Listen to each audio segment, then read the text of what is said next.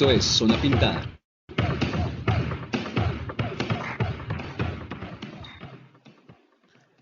Muy buenas noches a todos nuestros oyentes en todos los rincones del mundo. Bienvenidos una vez más a el programa en el que hablaremos de uno de los temas que más nos apasiona, el baloncesto.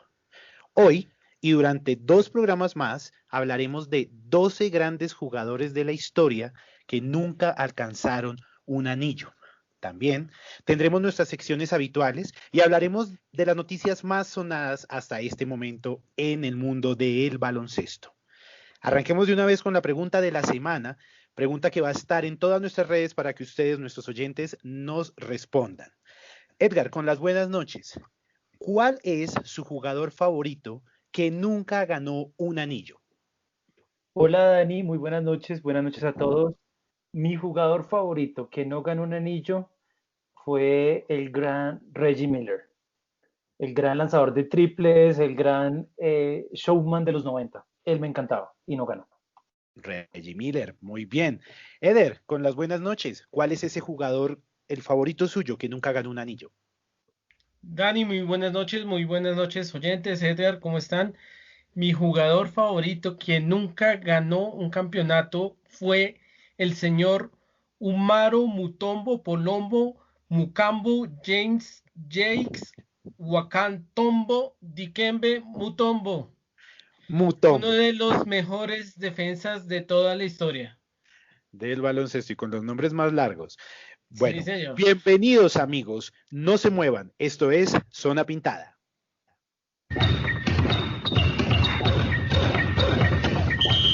Historia. Como lo habíamos mencionado antes, durante este programa y 2 programas más vamos a hablar de los jugadores, de esos grandes jugadores de la NBA que nunca pudieron ganar el anillo. Han sido muchos los que no han podido lograr esta gran hazaña por diferentes motivos.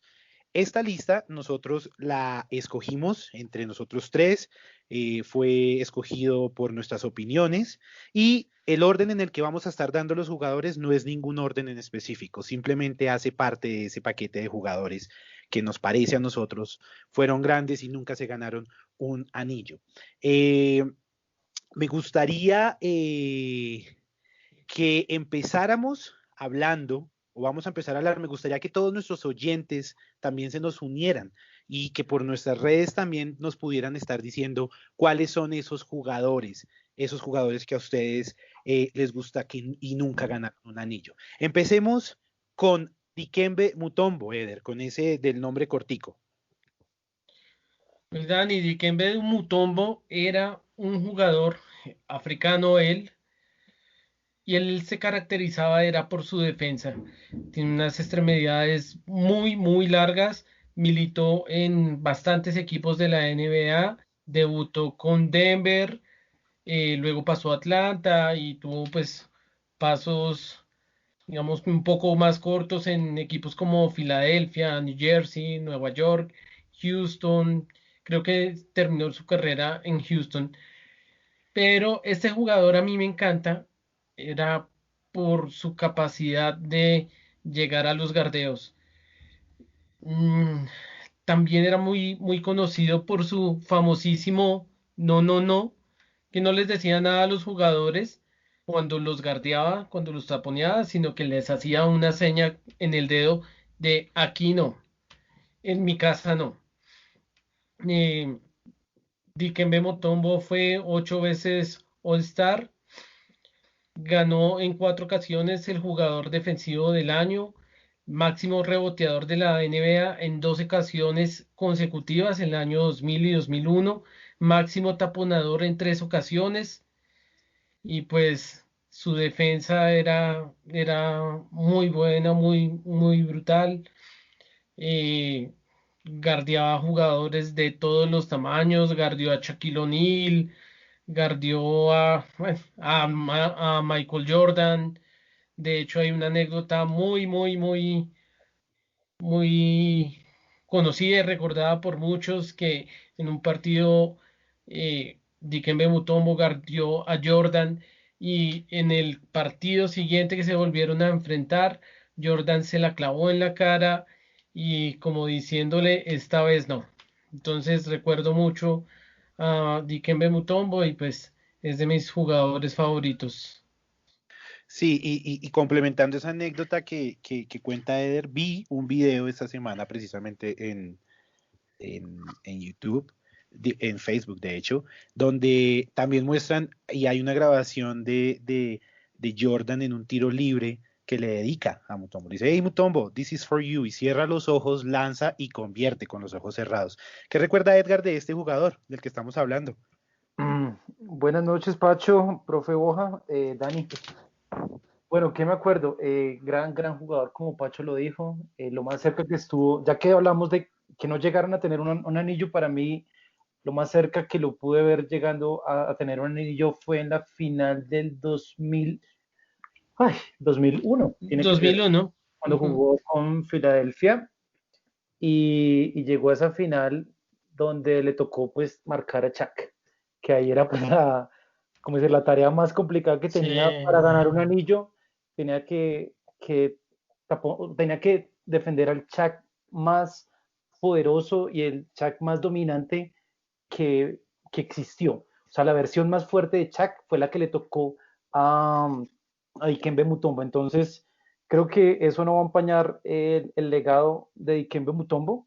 Eh, en Denver le retiraron el número, filántropo súper importante y embajador muy importante de su país, Congo. Entonces yo creo que me quedo con eso o sea, de él y, y siento que hay jugadores que lo hicieron todo lo posible para ganarlo, creo que la manera más correcta, y Dikembe fue uno de ellos. Fue uno de ellos. Bueno, vamos a avanzar con el siguiente jugador que fue efectivamente el que nos contó Edgar al principio, que era su jugador favorito, un californiano, nacido el 24 de agosto de 1965, Reggie Miller. ¿Qué vamos a hablar de Reggie hoy? ¿Qué vamos a recordar en esa sección de historia? Uf, bueno, Dani, cuando uno habla de jugadores clutch, que es la palabra que utilizan en inglés para esos jugadores que tú le quieres dar la bola en los últimos 30 segundos, últimos 5 segundos, creo que la definición de jugador clutch es Reggie, antes de Stephen Curry, de Klay Thompson, de Kevin Durant. Antes de todos esos jugadores existió un jugador desde los 80, finales de los 80 hasta los 90 y los 2000, que fue Reggie. Reggie, Promedio unos 18 puntos. Lo que más me gustaba de Reggie no era solamente su habilidad para su tiro, sino el, la personalidad, el carisma. Hay jugadores que tienen mucho talento, pero les falta un poco de carisma y él lo tenía. Desde rookie ya empezaba a atacar de frente a los grandes jugadores de la época, a Magic, a Larry, a Michael, y les empezaba a mostrar que era un chico insolente y que no le importaba lo que ellos pensaban. Y empezó a generar ese tipo de juego que era un poco no muy apto para la época, porque era una época dominada por grandes, y él empezó a hacer tiros desde muy larga distancia. Eso es lo que más rescato de Reggie. El legado de Reggie más grande para mí fue ese. Estuvo, si no estoy equivocado, toda su carrera con los Indiana Pacers. así Eh, es, así es. los llevó a las finales del 2000, o sea, estuvo muy cerca de ganar el anillo. ¿Qué pasa? En el finales de conferencia 98 se encuentra con el equipo de Michael Jordan, con los Chicago Bulls. Y él fue el único que logró lo que ningún otro jugador pudo lograr: llevar a Michael y a los Chicago Bulls a un juego séptimo. No lo hizo Magic, no lo hizo Clyde Drexler, no lo hizo Charles Barkley, no lo hizo ni Gary Payton, ni Sean Kemp, ni John Stockton, ni Karl Malone. Lo hizo él y con su equipo, que era muy buen equipo para esa época. Lo tuvieron cerca, no lo lograron, pero lo llevaron a un juego séptimo a Michael, que eso ya es un gran logro. Y después llegaron a finales del 2000 y les tocó también bailar con la mafia, que fue con ese equipo pues lleno de talento y buen coaching, que eran los Lakers de Los Ángeles. Perdieron, si no estoy mal, 4-2 esa final. Y después, en el 2004, si no estoy equivocado, cuando tenían un equipo defensivo buenísimo, tenían un equipo muy completo con Ron Artest, con Jermaine O'Neal, tenían un gran equipo. Estuvieron muy cerca de llegar también atrás la final, pero la perdieron contra un equipo aún más fuerte defensivamente, que eran los Detroit Pistons. Entonces, muy cerca, creo que, bueno, la historia lo recordará como uno de los grandes, gran comentarista y estaba muy activo desde su retiro. Bueno, vamos a avanzar con otro jugador que hace parte de nuestra lista y que está en esta tercera posición porque es mi jugador. Es mi respuesta a la pregunta que dejamos para todos los oyentes. Seguimos con un jugador que fue seleccionado en el draft del 84, 2 puestos detrás de Michael Jordan, seleccionado por los Philadelphia Sixers, un jugador saso, un gran jugador, Charles Chuck Barkley. ¿Qué decimos de Chuck? Eder. Oh, pues Dani, Charles Barkley, imponente, fuerte. Yo creo que está entre el top 10 de los jugadores más fuertes de la historia de la NBA, con una gran movilidad a pesar de su peso. Tenía una gran movilidad. Y sí, sí, lo recuerdo mucho, esa final con el 93 contra los Bulls. Él jugaba con los Suns, los Phoenix Suns, y lo recuerdo mucho por ese tiro que estaba defendiendo a Michael Jordan, y Michael le anotó una canasta de media. Él estaba buscando la falta ofensiva a Michael Jordan. Jordan le lanzó, él se dejó caer al suelo, los árbitros no le comieron la, la pantomímica que hizo y ganaron los Chicago Bulls. Los recuerdo mucho. Eso fue lo más cercano, creo que él estuvo a a un título, a un anillo de la NBA. Sí, creo que sí. Y ya, Edgar, para finalizar en nuestra sección de historia, vamos a dar nuestro cuarto jugador. Recordamos a los oyentes que no es ningún orden en específico. Vamos a hablar de Tracy McGrady. ¿Qué recordamos de Tracy, Edgar? Ah, cuando uno habla de talento, puro talento y pura explosividad al ataque, creo que Tracy es como un gran ejemplo y un gran ícono para ver.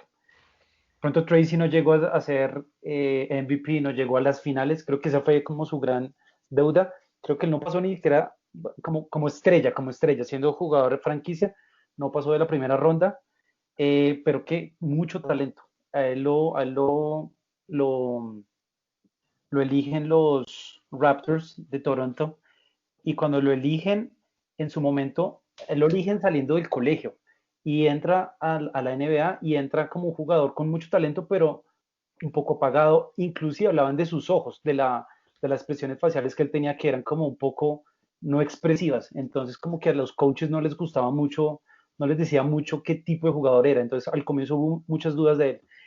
Llegó un punto en que se habló de cambiarlo a los Chicago Bulls estando Scottie Pippen ahí. O sea, imagínense esta imagen, imagínense en el año 97-98, no con Scottie Pippen, que venía con los problemas de espalda y con los problemas de gerencia, y querían traer en ese momento a Tracy McGrady al equipo. ¿Quién no dejó que eso pasara? Michael Jordan. Eh, Pedro, ¿cómo hubiese sido la situación? El caso, gran jugador, jugó, creo que el auge más grande fue cuando lo transfirieron a los Orlando Magic, fue, si no estoy mal, 3 o 4 veces campeón anotador.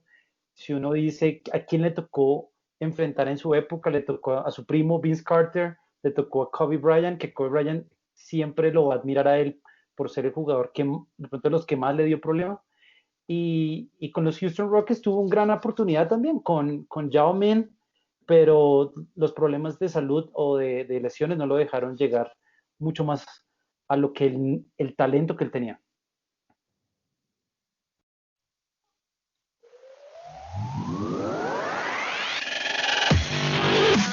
Unix Exclusives, la mejor tienda de ropa deportiva y urbana del país.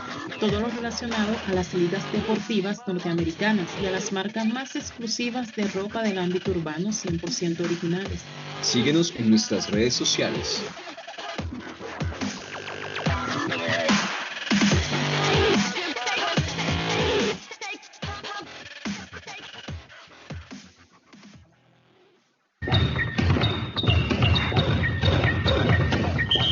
Un día como hoy. Un día como hoy, 30 de noviembre, pero del 2006, el escolta de Los Ángeles Lakers, el gran Kobe Bryant, se iría hasta los 52 puntos en la victoria local 102-132 ante los Utah Jazz, liderados por Carlos Boozer.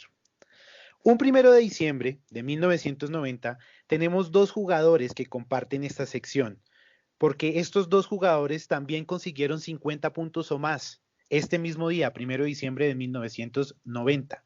Uno, Charles Smith, de los Clippers, lo hacía en la ciudad de Denver. Él fue el que hizo 52 puntos. Y el otro lo hacía en la ciudad de Nueva York, el gran Patrick Ewing, con 50 puntos con los Knicks frente a los Hornets.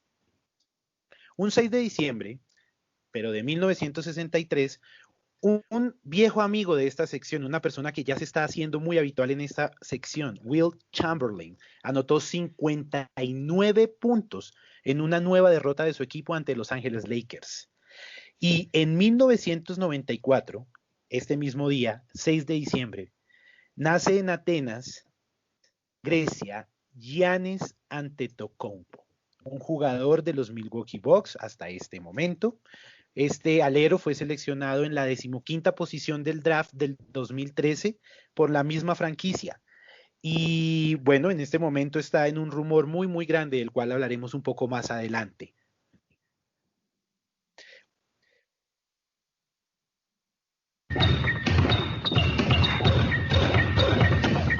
El profe Boja.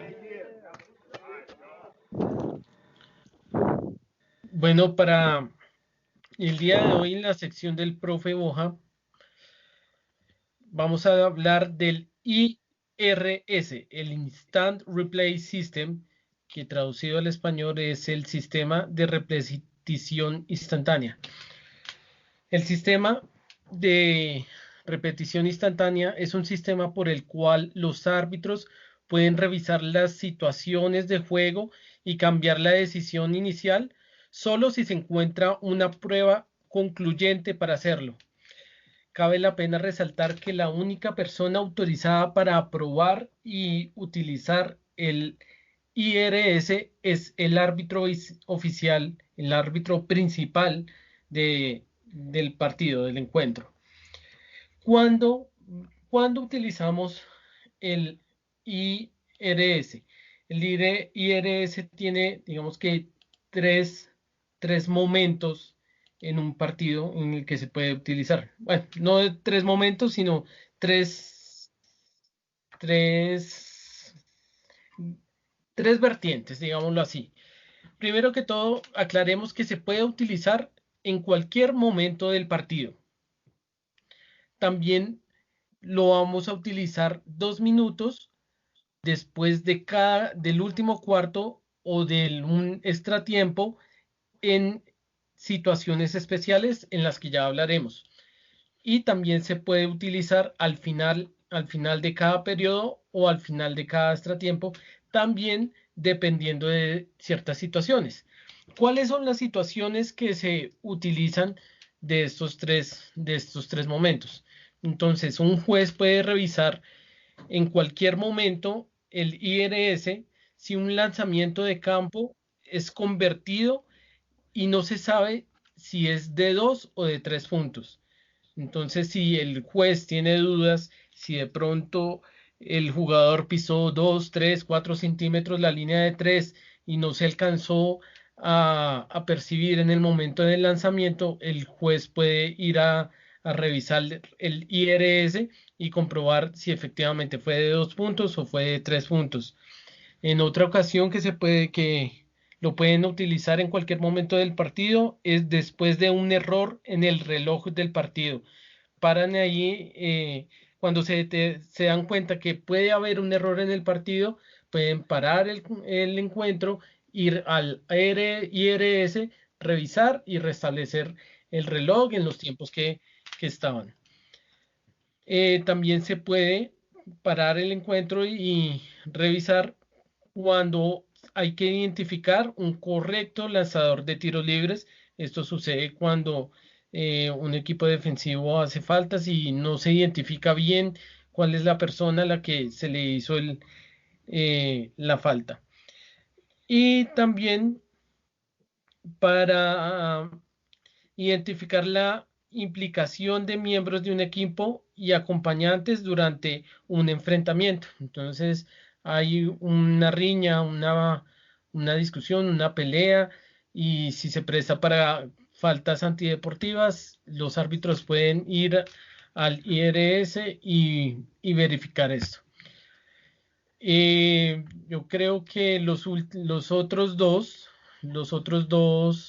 temas, para no extenderme más, los vamos a dejar para el próximo capítulo, pero pues este es un tema muy interesante porque nos va a enseñar a saber cuándo se puede utilizar, si los jugadores o si los técnicos en algún momento lo pueden solicitar, y pues esto es muy útil.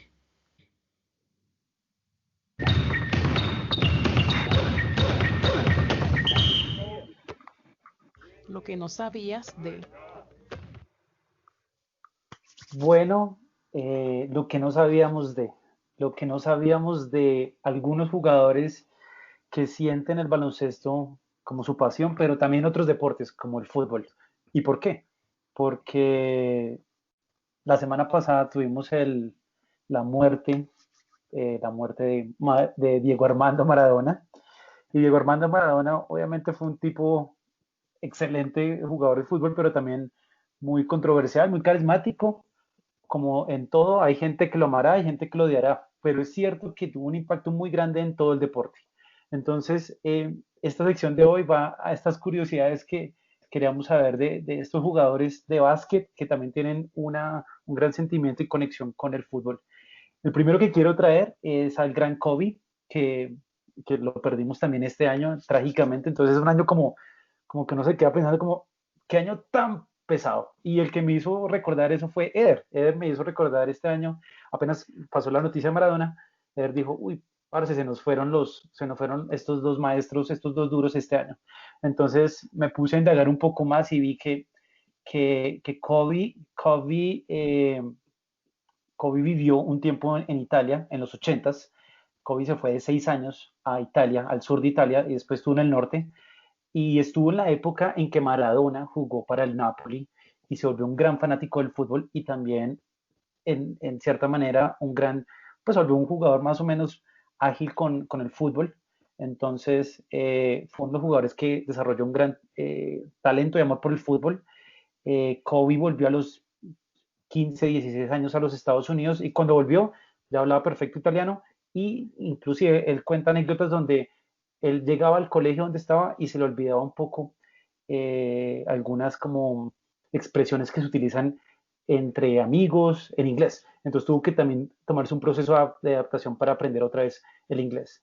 Pero lo más interesante de la historia es que para las Olimpiadas del 2008, 2008 en Beijing, están jugando los Estados Unidos, está jugando Argentina, está también ahí Brasil. Kobe cuenta uno de los momentos más icónicos que él tuvo y fue que un día él fue a ver el partido de Brasil contra Argentina, que terminó ganando Argentina, básquet, él fue a ver el partido, iba caminando y se encuentra en uno de los corredores con Pelé y Maradona.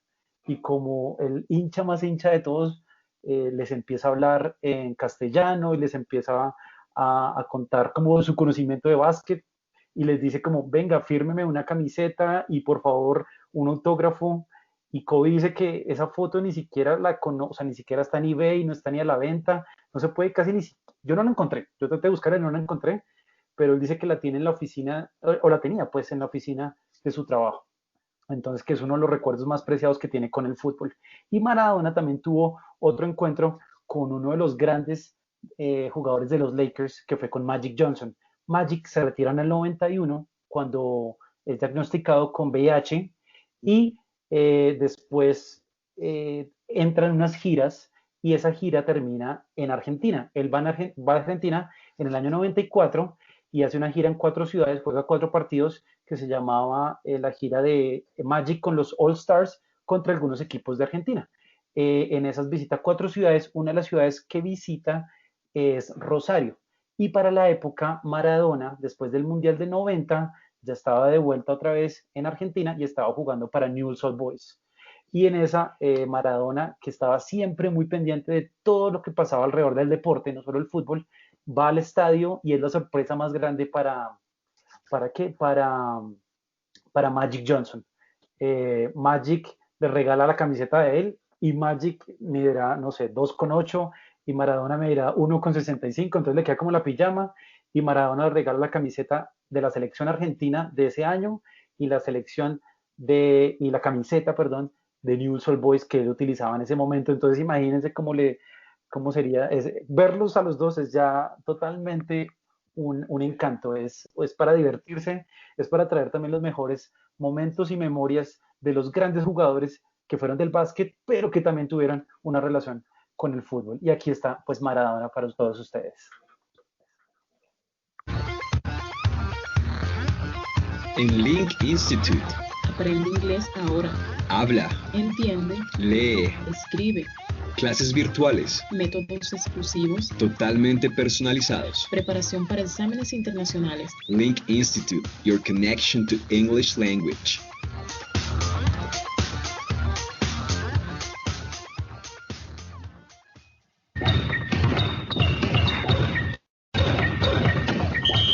Actualidad. Queremos arrancar esta sección de la actualidad hablando de un evento que está sucediendo en este momento en el mundo del básquetbol, del mundo del baloncesto, y en el que está involucrado la selección Colombia. Estamos hablando de la AmeriCup. ¿Qué podemos o qué tenemos de noticias de la selección Colombia, Eder? Dani, con dolor de patria. Sí, lo sé. Debemos decir que a Colombia no le ha ido muy bien. Se enfrentó el día viernes contra la selección de Venezuela, perdió. Lo Se vimos, vimos ese enfrentó, partido. sí, se enfrentó el día de ayer contra la selección de Argentina y lastimosamente también perdió. Pero pues yo tengo ahí como dos cositas que anotar de la selección Colombia. Definitivamente pues no hay que reconocer que hay dos jugadores que sobresalen mucho, que se encuentran a otro nivel, en otro escalón, a diferencia de los demás, que ¿Angola? son Brian Angola y Hamza Atencia. Ellos se les ve y se les reconoce que juegan a otra velocidad. Ellos caminan la cancha dominan la cancha a otro nivel, se les ve en la confianza. Hay muchos jugadores como que eh, cogen el balón y quieren definirla, y no saben de qué manera definirla. Ellos dos son como los únicos como que agarran la ola eh, y se les ve como la paciencia, se les ve el talento, se les ve la cancha, se les ve la experiencia, a pesar de que son jóvenes, que hay jugadores pues con más experiencia, pero pues ellos dos son los que en este momento la están rompiendo en diferentes canchas del mundo y pues bien por hechos. Dime, Eder. Profe, pues usted que es profe, no, mi pregunta es, Pacho, o sea, ¿usted qué espera de esos dos jugadores? ¿Usted espera o qué está pasando? Porque, a ver, alguna vez No, hablamos, usted decía que ese equipo puede ser la selección Colombia con más talento, pero ¿qué puede ser ahí? La mano del técnico, también, a ver, si usted me dice Venezuela y Argentina, pues son potencias en Sudamérica, ¿qué pasa ahí? no, pues pasan muchas cosas, pasan muchas cosas. Bueno, debo reconocer primero que todo, acá tengo que reconocer que hubieron tres errores fatales en el arbitraje el día de ayer que pudieron cambiar el destino del partido totalmente. O puedo decir, digamos, para que Colombia ganara o para que perdiera por 1 o 2 puntos. Pero sí fue totalmente un lanzamiento de un tiro de media, como a 50 centímetros adentro de la línea de tres y lo pitaron como triple. De hecho, por eso fue que yo me decidí a hablar del sistema de repetición instantánea, porque el jugador metió el doble, el árbitro señaló un triple y nadie dijo nada, el cuerpo técnico de Colombia no dijo nada, no se dio cuenta que les anotaron un triple, los jugadores tampoco les se dieron cuenta que marcaron el triple. Entonces yo dije, "Jue madre, ¿qué pasa acá?" Hasta los comentaristas dijeron, pero ¿por qué marcaron un triple si la canasta evidentemente fue por muchísimo adentro del doble? Pero bueno, eso Pacho, fueron entonces, circunstancias del partido, pero pero por ejemplo, a lo que tú mi ibas en caso la pregunta. es, por ejemplo, exacto, si no hay un líder, o sea, el que diga, yo me enchicho, me pone la técnica y me agarro con todo el mundo, No, porque es que usted, no, usted hubiese No, no dejado lo que hay. eso pase. No, en la selección en este momento que se ponga esa camiseta así, no lo hay. O sea, no, Que sea y el o sea, técnico un que, capitán de eso. no, pues el que veo que se pone la camiseta es Brian Angola. Pero se la, Definitivamente sí está, pero es que yo creo que no se dieron cuenta que se pues, le marcaron el triple. pues En- independiente del triple o no el triple, o sea, usted ve que, por ejemplo, en ese momento de la definición, que necesitamos o sea, que este man se eche que el equipo al hombro, que tome las decisiones, no, lo hizo, y otros lo están haciendo, usted dice que otros lo hacen. no, lo hizo. Digamos que él, hay momentos que coge la batuta, coge la ofensiva, pero ahí también falla mucho, que ya la coge mucho y él quiere definir delante de dos, tres jugadores y no se la va pasa. solo contra, sí, se Sí, va no la solo pasa. contra el muro, se va solo. Entonces, en- entonces, bueno, hay muchas cosas, muchos aspectos, pero yo sí pienso que todavía nos falta mucho.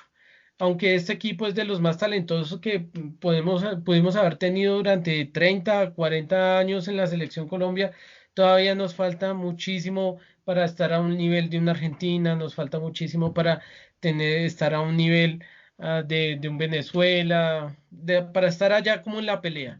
Es tanto así que, o sea, los jugadores que están compitiendo en la selección de Argentina son los jugadores que actúan en la liga local de Argentina. Me aterró mucho un muchacho armador, el de apellido Shatman, Lionel Shatman.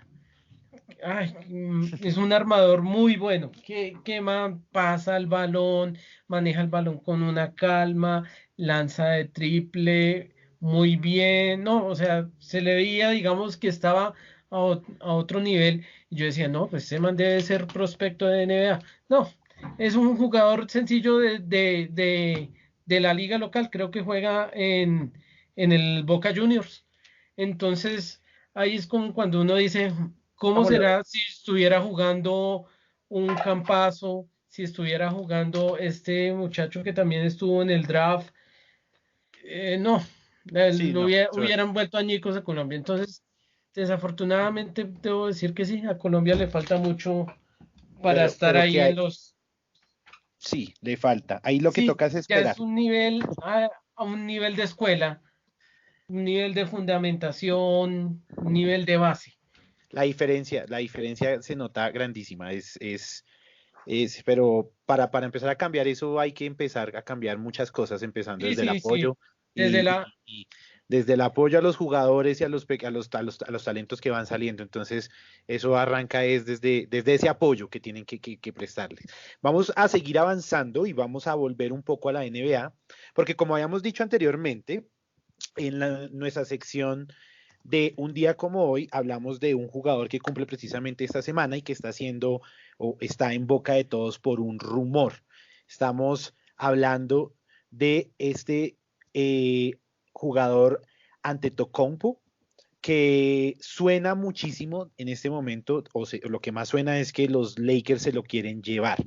Este jugador tiene contrato en el equipo hasta el año 2021 y tiene hasta el 21 de diciembre para decidir si va a aceptar la extensión o si se va del equipo. Se dice que pues él se quiere ir porque Giannis decía como que la estadía de él ahí en el equipo dependía de cómo se armaba y pues creo que este equipo no es que se esté armando así como diciendo uno para pelear o anillo o algo así. ¿Cómo la ves, Edgar? Pues Dani, yo no he escuchado la verdad él diciendo directamente o expresa o o de alguna manera queriendo decir que se quiere ir. Creo que toda esa especulación se ha generado alrededor. No lo veo a él yendo a los Lakers. Eh, no lo veo. Yo siento que, o sea, tiene un año más de contrato y ahí sí ya Sí. sería un agente libre totalmente sin restricciones. Pero el equipo está haciendo, hasta lo que yo veo, lo posible. Ha cometido errores, claro, pero ha hecho lo posible para mejorar el equipo que tiene, el roster que tiene. Entonces trajeron a True Holiday, el armador de los Pelicans, lo trajeron ahí, que es un armador con mucha más experiencia. Creo que es ese tipo de jugadores que, la verdad, no, no tienen el nombre o no tienen como esa capacidad mediática de influir en los medios como otros, pero es muy buen armador. Por otro lado, ¿qué errores cometieron? Y ahí es donde te apoyo, Dani, en que él empiece a ver que las cosas no están como deberían ser para que él pueda de verdad, pelear por un anillo. Si no le están poniendo un equipo al lado que pues él Están va a poniendo un querer equipo salir a bueno, buscarlo. pero no un equipo excelente. Y entonces Exacto. ahí es donde han tratado de mover figuras, trataron de traer este europeo Bogdanovic, no creo que lo va a pronunciar re mal, sí, Bogdanovic. Bogdanovic. Bogdanovic. Entonces el Bogdanovic que viene de Sacramento, pero también, ¿qué pasa? Ahí es donde toca entender que es un agente libre, sin restricciones o con restricciones. Entonces, ahí, por ejemplo, tratarán ya antes de que empezara la hora y la fecha donde empezaban las negociaciones, ya los Bucks estaban diciendo, Bogdanovic viene para acá. Y Bogdanovic tiene un contrato, no, o tenía un contrato hasta una cierta hora donde él no puede decidirlo por sí mismo. ¿Por qué? Porque es un agente libre con restricciones. Entonces empezaron a haber movimientos donde los Bucks decían, sí, ya lo traemos, los Sacramento no lo habían anunciado, no podían anunciarlo, hasta la hora que empezaban los traspasos.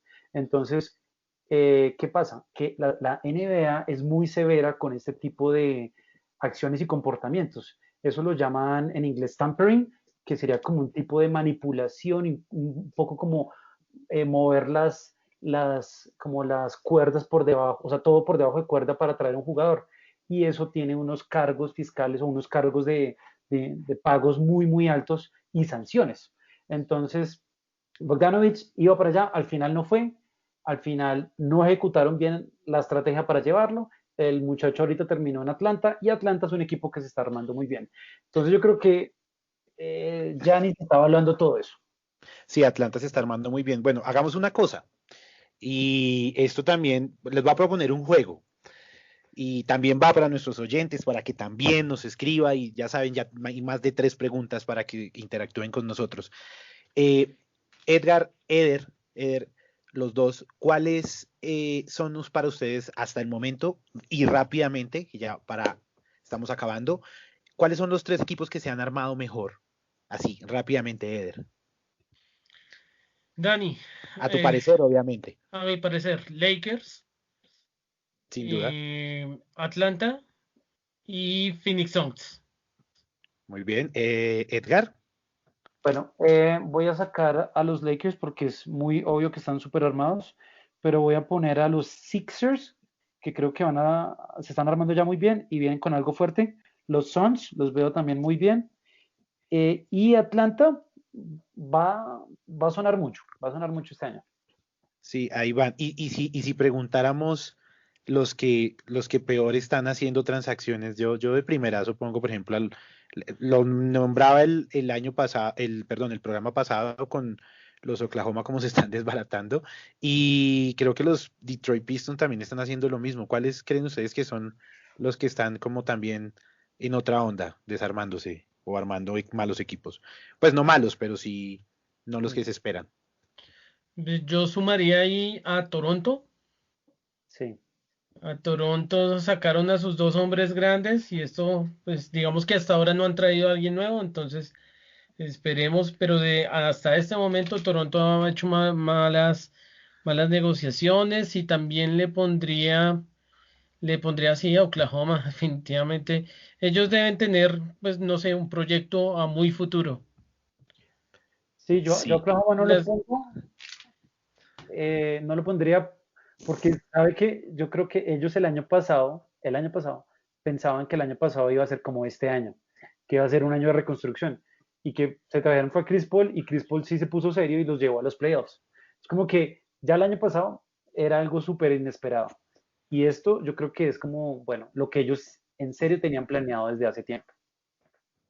Y como lo prometido es deuda, en este momento, gracias Edgar, gracias Eder, vamos a leer a nuestros oyentes. La semana pasada preguntábamos que cuál de los jugadores que fueron drafteados llegaría a los playoffs con los equipos correspondientes. Vamos a leer a nuestros oyentes. Por Instagram nos respondió Pablo Márquez diciendo, yo creo que Wiseman y Edwards, ambos van a los playoffs.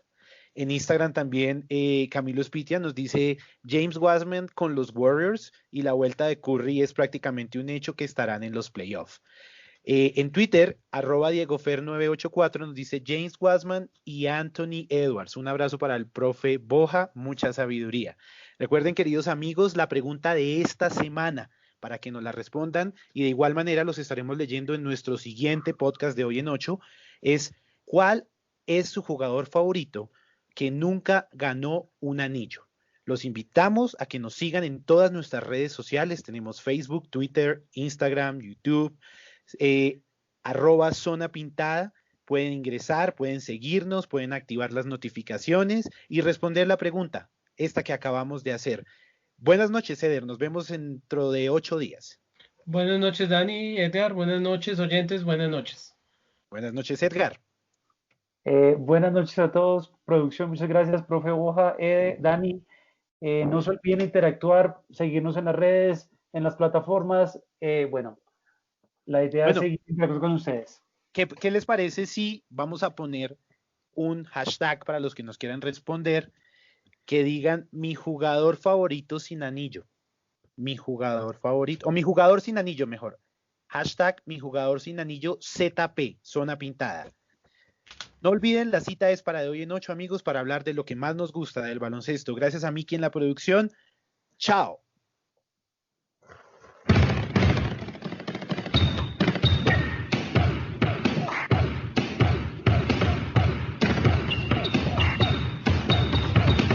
Esto fue Zona Pintada.